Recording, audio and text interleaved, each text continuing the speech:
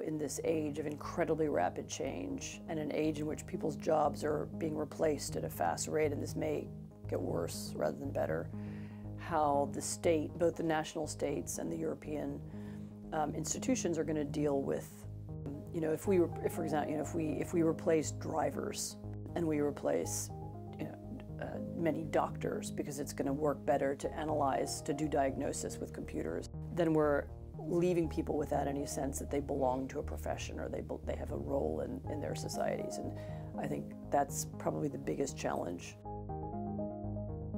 I think it's true that secularization has created a kind of crisis. People aren't sure what they are. We can talk about there being a kind of identity crisis in Europe. Nevertheless, the political leaders who are doing the most to undermine democracy are often precisely the ones who describe themselves as Christian.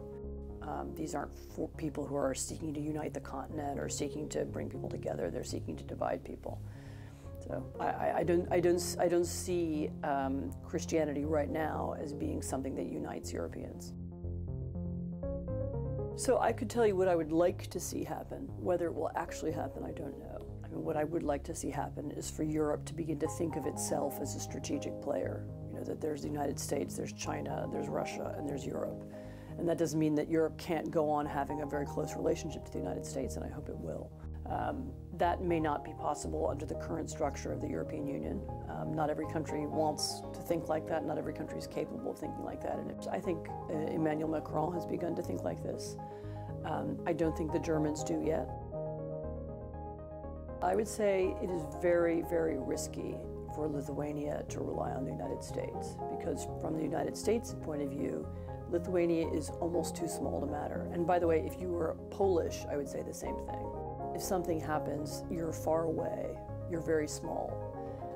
What you need is close allies who have some investment and interest in your safety, and that means you need allies in Germany, and you need allies in Poland, and you need allies in France, and that's just geography. It's not a moral, decision.